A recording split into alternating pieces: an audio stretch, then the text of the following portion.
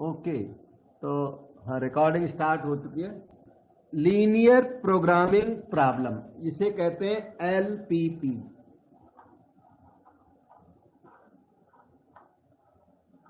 ये चैप्टर का नाम है, लीनियर प्रोग्रामिंग प्रॉब्लम। ये प्रोग्रामिंग कंप्यूटर वाली प्रोग्रामिंग नहीं है, ये दूसरे तरह की अपने क्वेश्चंस में एक प्रोग्रामिंग होती है वो है। और लीनियर इसलिए लिखा है कि जो इक्वेशन है ना वो 1 डिग्री इक्वेशन बनेगी। वैसे ये क्वाड्रेटिक प्रोग्रामिंग भी होती है, क्वाड्रेटिक, क्यूबिक, ये हायर क्लासेज में इनको कॉमर्स वालों को कराया जाता है। लेकिन लीनियर प्रोग्रामिंग आपके कोर्स में तो आपको करनी है। तो लीनियर प्रोग्रामिंग प्रॉब्लम्स, जिसे शॉर्टकट में हम लोग एलपीपी कहते हैं। तो ये इन्होंने अभी तो जो नोटिस आया उसके हिसाब से टर्म 1 में पड़ी हुई है। तो इसके लिए हमने ना कुछ फार्मूले बनाए हुए हैं, 2-4 ये फार्मूले हैं। इनको याद करने से वो जो ग्राफिक्स हैं वो जल्दी हो जाते हैं। इसके अंदर ना ग्राफ्स होते हैं, धीरे धीरे पता लगेगा।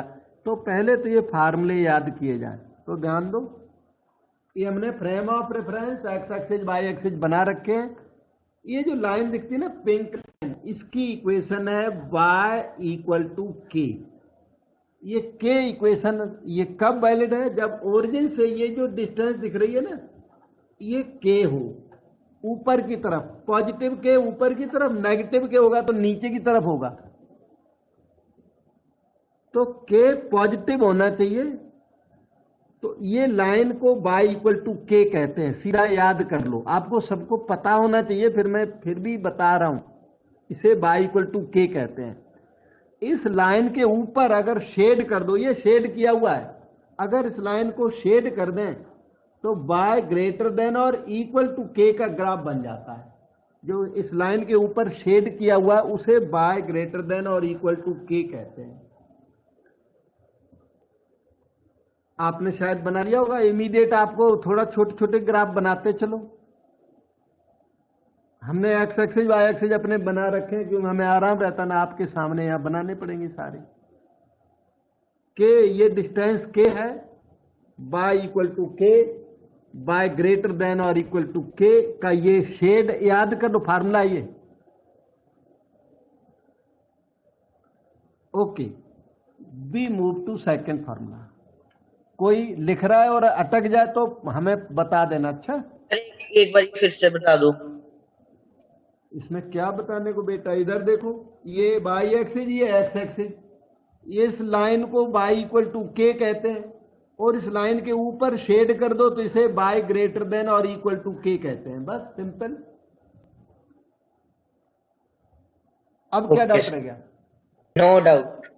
और ओरिजिन से इसकी डिस्टेंस कितनी? के, बस। और याद कर लो, आपको आराम पड़ेगा। ये बुक वाले नहीं कहते याद करो, वो तो बुक वाले तो फिर तंग करते हैं ना बहुत। तो आपको सीधा सीधा हिसाब बता रहा हूं। ये दूसरा फार्मूला याद करो बेटा, ये भी लाइन वही है, y इक्वल टू के है। के डिस्टेंस पर हमने यहां पर चूज किया है, ओरिजिन से के डिस्टेंस पर ऊपर की तरफ। के पॉजिटिव हो तो ऊपर की तरफ बनेगा, के नेगेटिव हो तो वो लाइन ओरिजिन के नीचे बनती है। ओरिजिन के नीचे कम बनानी पड़ती है, आपको ऊपर ही बनानी पड़ेगी। मैं यहां दोबारा लिख देता हूं, ये डिस्टेंस के है एंड दैट के शुड बी पॉजिटिव। अब y इक्वल टू के ये लाइन हो गई, इस लाइन के नीचे शेड करोगे, कहीं भी ओरिजिन के नीचे भी जाने दो शेड। ये शेडेड पोर्शन आपको थोड़ा बहुत दिख रहा होगा, ये ग्रीन शेड है जो भी है। इस शेडेड पोर्शन को y लेस देन और इक्वल टू के कहते हैं। y इक्वल टू के नीचे शेड करोगे, y less than equal to k ऊपर शेड करोगे तो वो y ग्रेटर देन के होता है। ये वाला यहां भी बना के दिखा देता हूं। ये वाला जो ये डॉट डॉट लगा दिए ना हमने, ये शेड बन गया y ग्रेटर देन और इक्वल टू के का। क्योंकि लीनियर प्रोग्रामिंग प्रॉब्लम में ग्राफ बनाने पड़ते हैं, तो वो तो प्रोग्रामिंग तो अभी स्टार्ट करूंगा, बताऊंगा क्या चक्कर है। तो सबसे पहले ग्राफ की नॉलेज हो, इनक्वालिटीज के ग्राफ्स। वैसे ये +1 में थे, पर +1 में थे तब थे, भूल गए आप, अभी याद दिला रहा हूं, जो हमें जितनी जरूरत है उतना फिर से याद दिला रहा हूं। लाइन के ऊपर बाई ग्रेटर देन के, लाइन के नीचे बाई लेस देन के, इधर भी बाई लेस देन के है, इधर भी बाई लेस देन के है, ओरिजिन के नीचे भी शेड कर दो, कोई टेंशन नहीं। और उस लाइन के ऊपर शेड कर दिया तो बाई एक्सिस के लेफ्ट में शेड करो चाहे राइट में शेड करो, वो बाई ग्रेटर देन के का शेड है। और फार्मूले की तरह याद करो, बाई ग्रेटर का शेड ऊपर, लेस का शेड नीचे, बस।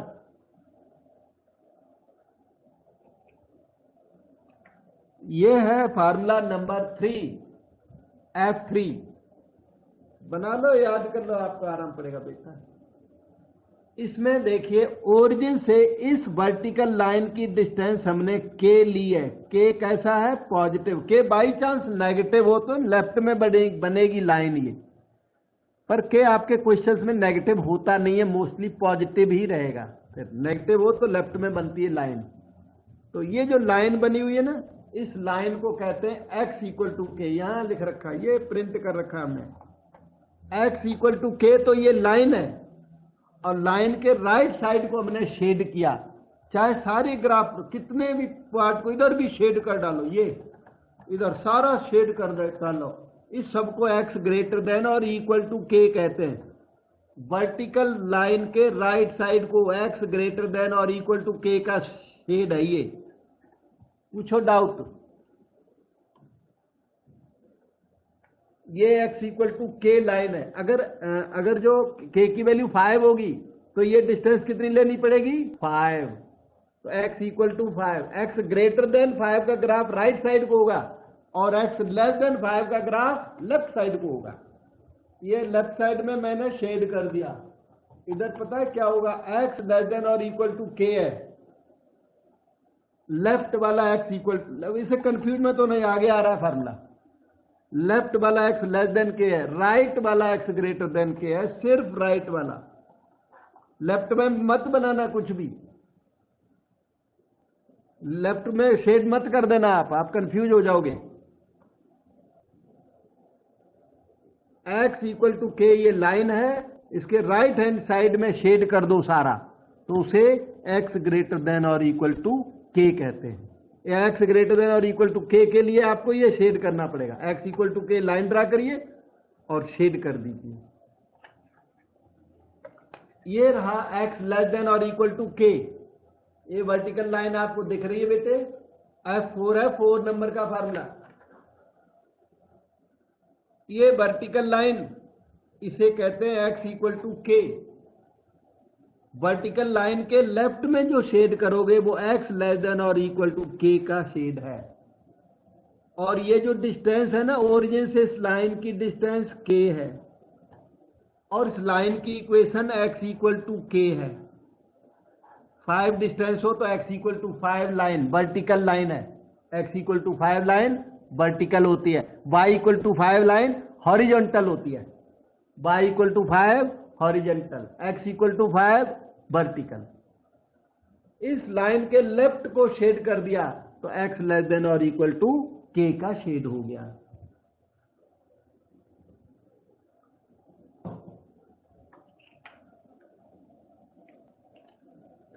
यह है फार्मूला नंबर 5। ये जो लाइन ड्रा की हुई है, ये ax plus B y equal to c का ग्राफ है। ax plus B y equal to c ये लाइन है। ये लाइन में 2 पॉइंट लेके ना लाइन आराम से बन जाती है, दिक्कत नहीं आती। एक हमारी शर्त है कि ये सी जो है वो पॉजिटिव होना चाहिए, जो कि जनरली होता है। सी क्वेश्चंस में भी जनरली पॉजिटिव होता है, लेकिन ये जो मैं सिखा रहा हूं उसमें सी पॉजिटिव होना चाहिए। सी नेगेटिव है ना तो मिसबिहेव करता है, प्रॉब्लम आती है। ए बी नेगेटिव हो चाहे पॉजिटिव हो, ए बी का हमें टेंशन नहीं, सी मस्ट बी पॉजिटिव। तो इस a x plus B y equal to c की ये इक्वेशन लाइन ड्रा कर दी। इस लाइन के नीचे मतलब ओरिजिन साइड के पोर्शन को a x plus B bye less than और इक्वल टू सी कहते हैं। इस लाइन के नीचे साइड में, मतलब एक ऊपर साइड है एक नीचे साइड है, ओरिजिन वाली साइड, इसे ax plus B bye less than और इक्वल टू सी कहते हैं। ये हमने ट्राइंगल जैसा शेड किया हुआ है, जरूरत पड़ने पर ये शेड इधर भी आ सकता है, ये इधर भी आ सकता है, उस लाइन के लेफ्ट में कहीं भी शेड कर दो, ये इसको एक्सटेंड भी किया जा सकता है। वैसे एक्सटेंड करने की जरूरत आपको पड़ती नहीं है, क्योंकि आपके ग्राफ्स मोस्टली क्वाड्रेंट 1 में लाई करेंगे। ये देखो, ये सारा चीज ax plus B by less than और इक्वल टू सी है। इक्वल साइन ना हो, अगर इक्वल साइन ना हो तो ये लाइन ना डॉटेड लाइन बनाओगे। अगर यहां इक्वल साइन नहीं है तो लाइन कैसी बनेगी? Dotted, broken line, discontinuous line, discrete line बनेगी। बेटे डाउट पूछ लो। 5 नंबर का फार्मूला और याद कर लो सीधा, आपको फायदा रहेगा, एडवांटेज रहेगा। न ग्राफिक्स में वैसे ही फंसे रहोगे फालतू में। ये रहा formula number 6। ax plus b y equal to c को हमने ट्रेस कर लिया लाइन को, और अगर ग्रेटर देन और इक्वल टू सी का शेड करना है तो इस लाइन के ऊपर नॉन ओरिजिन साइड, इधर नीचे क्या है? Origin side. वो कौन सी है? Non origin side. एक शर्त हमारी यहां भी है, c must be positive. C negative होगा फिर ये जो मैं बोल रहा हूं वो वैलिड नहीं है, वो कई बार मिसबिहेव करता है। सी मस्ट बी पॉजिटिव, और सी क्वेश्चंस में जनरली पॉजिटिव होता भी है। तो ax प्लस बी बाय, और हाँ सी पॉजिटिव होना चाहिए, और सी होना कहाँ चाहिए? राइट साइड में। आप ax plus B y plus c greater than 0 ऐसा कुछ रीड ना करें, जो लिखा है वही रीड करें, अपनी मर्जी से मत बना लेना कुछ। ax plus B y greater than और equal to c, c must be in the right hand side and must be positive.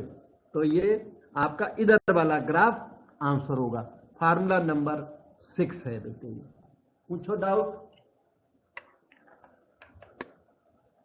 और ये टोटल 6 फार्मूले हमने बनाए हुए हैं। ये फार्मूले की तरह आपकी बुक्स में कहीं नहीं लिखे हुए हैं, मैंने फार्मूला बनाया, हमें पता है इसका बार बार जरूरत पड़ता है, जिसकी बार बार जरूरत पड़ती है उसी को फार्मूला कहते हैं। तो मैंने ये 6 शेड बना के दिए, इनसे आपको ग्राफिक्स में आराम पड़ेगा। और आज मैं जो मेन ग्राफ्स हैं वो नहीं बताऊंगा, वो अगले दिन स्टार्ट करेंगे। ठीक है, आज आपको यहीं तक बता के छुट्टी करते हैं।